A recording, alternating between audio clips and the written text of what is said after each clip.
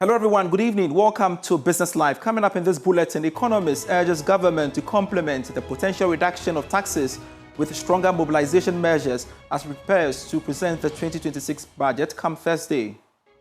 I think that at the same time, whether the rate comes down or not, efforts to improve compliance has to be taken seriously, because our tax effort on the VAT is not where it should be.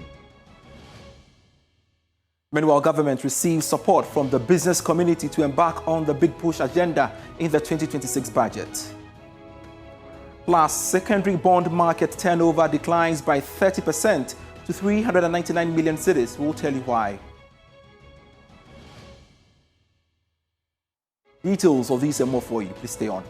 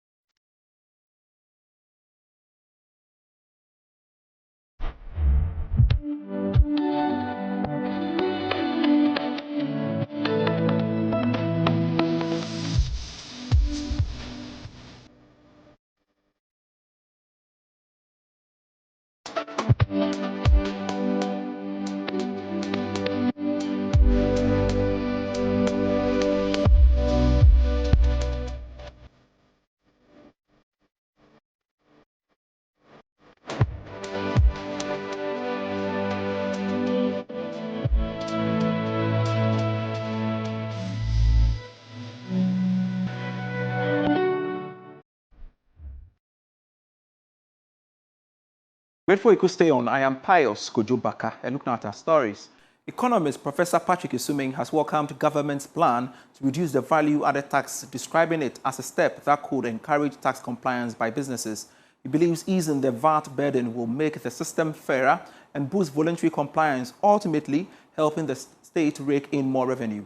Speaking ahead of the budget presentation, Professor Isuming, however, urged government to complement the potential reduction with stronger tax mobilization measures to sustain fiscal stability. I think that, yes, it helps. Generally, it helps that when the tax rates are low, or when you increase the tax rate, and the tendency to look for ways for avoiding the tax increases. So in that sense, it's good. But I think that at the same time, whether the rate comes down or not, efforts to improve compliance has to be taken seriously, because our tax effort on the VAT is not where it should be. We are not collecting as much as we should be collecting, given the size of our economy and the rate. So I think reducing the rate might help in that scope. But either way, we need to improve the enforcement. 2026 will be an interesting year. If you look at the consolidation that was contained in the 2025 budget, a chunk of it was expenditure rationalization, government managing its expenditure so that it doesn't grow.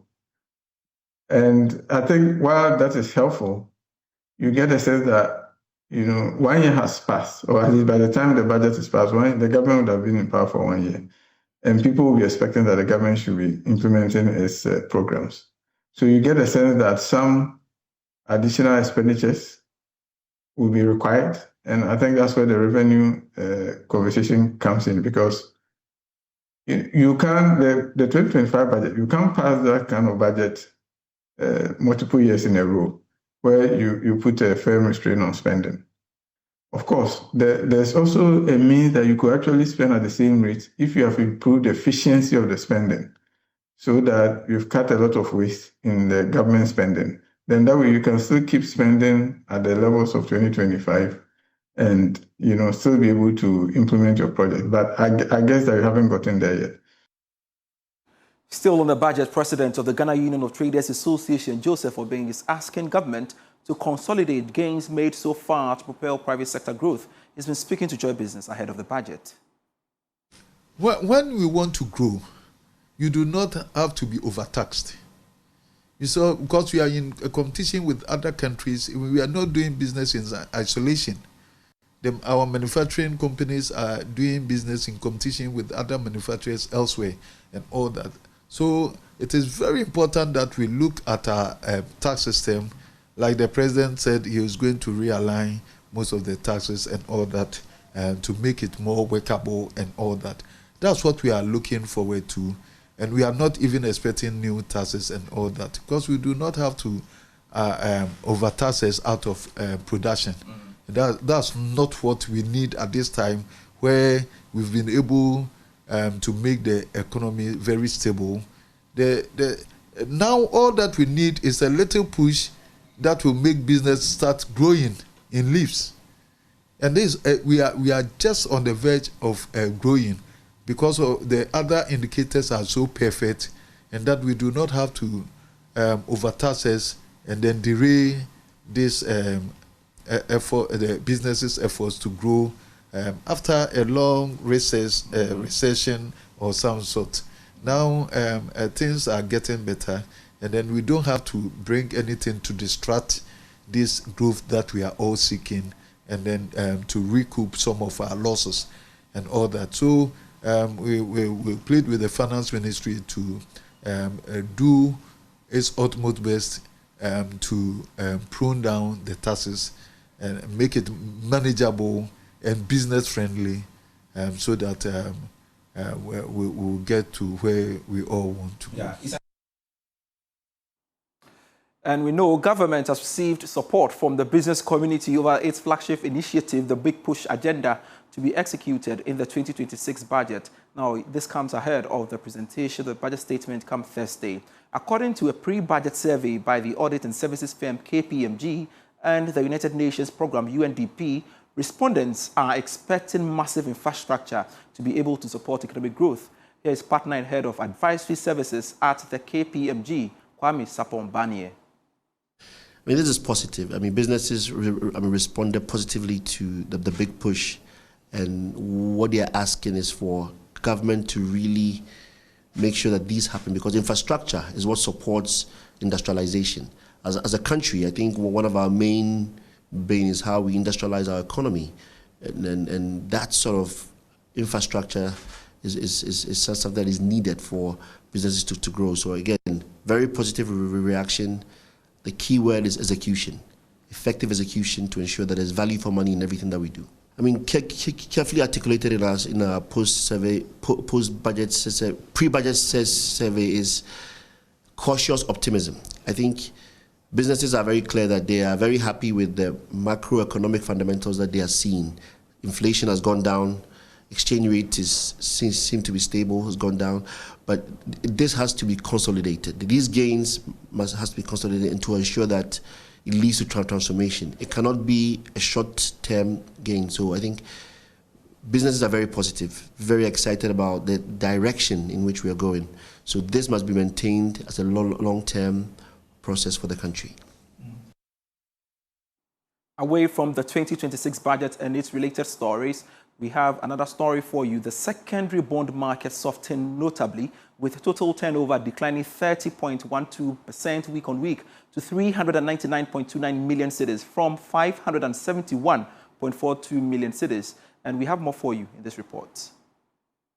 Largely concentrated in the February 2032 maturity, which remained the most actively traded paper. This accounted for 145.04 million cedis of flows. The 2031 to 2034 bonds emerged as the market's anchor, capturing 56% of total turnover at a weighted average yield of 15.74%. The 2027 to 2030 maturities also drew notable interest, accounting for 35% of traded volumes at a weighted average yield of 15.92%. Data Bank Research said it expects market activity to remain subdued in the near term. However, the S&P upgrade of Ghana's credit rating to B from CCC Plus signals improving macro and fiscal conditions and could gradually support sentiment and investor re-engagement. You're still watching Business Life. We have more stories for you after this break. Hello, welcome back to Business Life. The Chartered Institute of Banking Ghana has revealed that only chartered bankers will be eligible to serve as branch managers or hold other senior-level banking roles in the short to medium term. Disclosing this on the sidelines of the 29th National Banking and Ethics Conference, Robert Jatto, Chief Executive of the Institute, noted that the Institute, in collaboration with the Bank of Ghana and the Ghana Association of Banks, will roll out rigorous reforms to ensure high ethical standards in the financial sector. Here's a report. The 29th National Banking and Ethics Conference emphasized the need to champion high ethical standards in the banking sector. At the conference, the Chartered Institute of Bankers revealed that within the next 5 years, only chartered bankers will be eligible to serve as branch managers or hold senior level roles in the industry. CEO of the Institute, Robert Jatto, said the move is aimed at promoting professionalism. The Chartered Banker qualification, that's the ACIB, is now a compulsory qualification for all those working in the banking industry going forward. And GAB, Bank of Ghana, Chartered Institute of Bankers Ghana, we are completely aligned on that. And as you heard in the governor's speech, that was re-emphasized. So over the next 5 years, you must be a chartered banker to be a branch manager. And that would then be scaled to all other job families going into the future. Because if you look at the Bank of Ghana fraud report, we really need to ensure that we put ethics and sustainability at the heart and center of our industry. The president of the Institute, Benjamin Amenume, also outlined 2 new certificate courses designed to enforce high standards and sustainable banking practices. In today's conference, we will launch Ethics 2, an enhanced and contemporary approach to ethical training and culture building, and non-interest banking and finance certification program, which will support product diversification in line with Ghana's evolving financial landscape. While pledging to introduce financial literacy programs in schools, Minister for Education and special guest at the conference, Haruna Idrisu, charged the Bank of Ghana to ensure a stable currency to promote socio-economic development. Is a city stable and is its stability sustainable and guaranteed? That is the challenge. So at 60, we want to celebrate the next 60 years of the Bank of Ghana with a resilient, stable city that allows for predictability of our currency and guides the private sector in their planning and in the businesses that they do. The 29th National Banking and Ethics Conference was held under the theme Building Future-Ready Banks, Ethical Leadership, Sustainable Finance, and Currency Stability Amid Disruptions. Over 3 decades experience in tourism and hospitality sector, the managing director of the Labadi Beach Hotel, David Eduafo, continues to achieve high feats through excellence. Leading a team of professionals has not only turned around the fortunes of Labadi Beach Hotel, but has put the company on the global map by winning the Hotel Personality of the Year award organized by the Africa Tourism Awards in the UK. The following report highlights the exploits and the work of Mr. Eduafo. Under his leadership, the Labadi Beach Hotel has won many accolades, making it the most successful indigenous Ghanaian hospitality facility in the country. At the 2024 CIMG Awards organized this year, Labadi Beach Hotel was inducted into the Hall of Fame as Hospitality Facility of the Year after winning the Hospitality Facility of the Year category on 3 consecutive occasions. In addition, Labadi Beach Hotel won Hospitality Company of the Year for the 3rd consecutive year at the 8th Ghana Business Awards, leading to their induction into the Hall of Fame again. Mr. Eduafo explains what these awards mean to the brand of Labadi Beach Hotel. The awards certainly is a testament of the brand itself, the brand Labadi Beach Hotel. It gives also confidence to our patrons that certainly we're doing something right. Winning awards is not cheap. Yeah. It doesn't come on a silver platter. And it adds positively to the brand. For Mr. Eduafo, the story of Labadi Beach Hotel is not just about the top management. It is the story of a motivated staff led by a team that listens and seeks the best interest and welfare of workers to enable them operate at the optimum level. I would proudly say that, yes, I have a solid team here and well-trained staff, because you have to always train them. You know, we are in a generation where things keep changing every minute. So you have to always train and retrain, do simulation, make sure the staff or the team are abreast with time and give the best of service to the numerous patrons who are in your property, not because of your beauty, but because of what they believe they will also get from you in terms of a quality service. Satisfying the customer is an important part of the service delivery at Labadi Beach Hotel. Operating in the hospitality sector for over 3 decades in the West African region, Mr. Diafo explains why the facility is sought after by visitors and foreigners all over the world to have a feel of the natural environment. You see, Labadi Beach Hotel is proudly Ghanaian, but fiercely global. We are competing with international brands like the Accors, the Kempiskis, the Marriotts, what have you. We have international brands in Ghana here. But ask yourself, why is Labadi always winning? It means we do something special. Labadi is homey. Labadi gives you what you want. Labadi gives you that sense of home. You are in your home. You are in an environment where people care for you.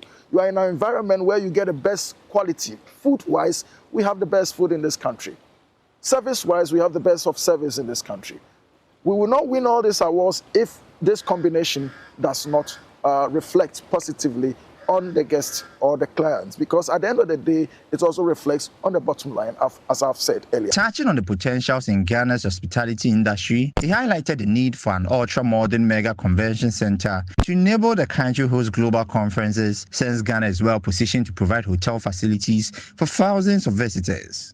Let me take just conferencing or the MICE business, meetings, incentives, conference, and exhibitions. If you are able to bring in an international conference, hotels will fill up. The taxi driver will get a job to do. The caterer will get a job to do. The carpenter will get a job to do. Everybody in, you see, hospitality and tourism is so big. It's the chain or the value chain is amazing. Everybody gets their share. So it's about time we look into hospitality. The future, he says, looks bright as Labadi Beach Hotel works hard to maintain its top spot as Ghana's #1 5-star hotel with the best of food and service delivery. When you are up there, it's always difficult because you always have to ensure that you stay up there and even go beyond. And that is the stage Labadi Beach Hotel has gotten to. We are up there.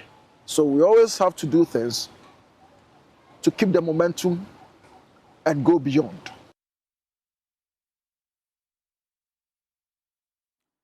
The Ghana National Chamber of Commerce and Industry has celebrated outstanding enterprises at its 5th Chamber Business Awards, using the platform to call for stronger public-private collaboration and policy reforms to accelerate Ghana's economic revitalization. Here's more. The Ghana National Chamber of Commerce and Industry has held its 5th edition of its Chamber Business Awards, celebrating enterprises and individuals contributing to national development through innovation, sustainability, and strategic partnerships. The event was held under the theme, Revitalizing Ghana's Development Agenda through Strategic Public and Private Collaboration. Addressing industry leaders, President of the Chamber, Stefan Miazan Abbas, urged government to integrate district earmarked under the One District, One Factory initiative into the proposed 24-hour economy. He urged that this would accelerate job creation, enhance productivity, and stimulate economic growth. There's no policy as 1D, 1F. But we in the chamber and in the business community believe that in as much as the president and under the current administration is focusing on 24-hour economy, this policy must ensure roping all of the industries which were under the one district, one factory, for them to benefit under the 24-hour economy, because they also do create jobs for the Ghanaian public. In a speech delivered on behalf of President John Dramani Mahama, Chairman of the Joabin Rural Bank, Nana Dr. Ipieje Dankwaso I, disclosed that government is advancing tax and trade reform measures aimed at creating a more enabling environment for the private sector. Through ongoing reforms in tax administration, trade facilitation, and infrastructure development, we are working to ensure that businesses operate in an environment that fosters innovation and growth. However, the task of revitalizing our development agenda does not rest on government alone. It demands shared responsibility, mutual trust, and strategic collaboration. Together, We must explore new paths for industrial transformation.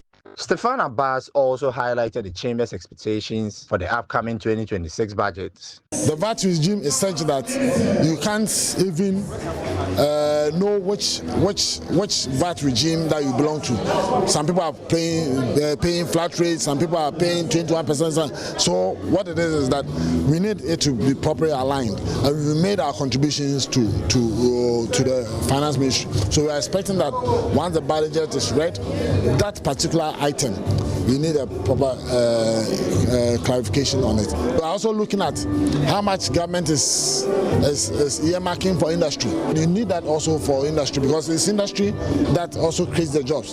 So we are also looking at how much government is also earmarking for the trade ministry as well. Among the distinguished winners this year were Chamber Businessman of the Year, Dr. Farid Sapon, Chamber Businesswoman of the Year, Nana Krobia Asante, Young Entrepreneur of the Year, Abraham Egan, and Media Personality of the Year, George Riafe.